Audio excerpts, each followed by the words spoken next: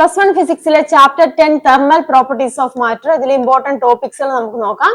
Thermal expansion പഠിക്കണം കേട്ടോ. Linear expansion ഉണ്ട്, ഏരിയൽ എക്സ്പാൻഷൻ ഉണ്ട്, അതുപോലെ തന്നെ വോളിയം എക്സ്പാൻഷൻ ഉണ്ട്. അത് മൂന്നും തമ്മിലുള്ള റിലേഷൻ ഉണ്ട് കേട്ടോ. 1:2 അതായത് റേഷ്യോ ആണ്. 1:2:3 എന്നുള്ള റേഷ്യോ അത് കൃത്യമായിട്ട് നിങ്ങൾ പഠിക്കുക. പിന്നെ പ്രധാനമായിട്ട് പഠിക്കേണ്ട മറ്റൊരു ടോപ്പിക്കാണ് അനോമലസ് ബിഹേവിയർ ഓഫ് വാട്ടർ. നമുക്കറിയാം ലേക്സിലും പോൺസിലും ഒക്കെ എങ്ങനെയാണ് ടോപ്പ് സർഫസ് ഫ്രീസ് ആവുന്നുണ്ട്. അതിന്റെ റീസൺ എന്താണ്? അനോമലസ് ബിഹേവിയർ ഓഫ് വാട്ടർ ആണ്. കൃത്യമായിട്ട് മനസ്സിലാക്കി പഠിക്കുക, ചോദിക്കുന്നതാണ് കേട്ടോ. പിന്നെ എന്താണ് സ്പെസിഫിക് ഹീറ്റ് കപ്പാസിറ്റി, അതുമായിട്ട് ഉള്ള കാര്യങ്ങൾ പഠിക്കുക. വാഹനങ്ങളിലൊക്കെ വാട്ടർ നമ്മൾ കൂളന്റ് ആയിട്ട് ഉപയോഗിക്കുന്നുണ്ട്. അതിന്റെ റീസൺ എന്താണ്? സ്പെസിഫിക് ഹീറ്റ് കപ്പാസിറ്റി വാട്ടറിന് എങ്ങനെയാണ് കൂടുതലായതുകൊണ്ടാണ് കേട്ടോ. പഠിക്കുക കേട്ടോ.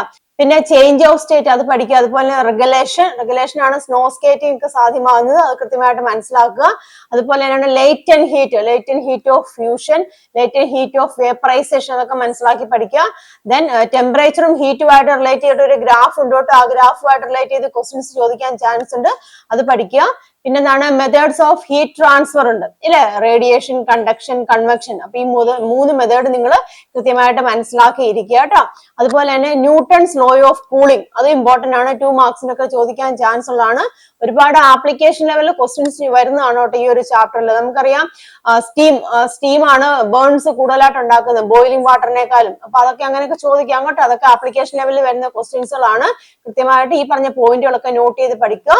നോട്ട്സ് ലാസ്റ്റ് കൊടുത്തിട്ടുണ്ട്, സ്ക്രീൻഷോട്ട് എടുക്കുക, പഠിക്കുക കേട്ടോ.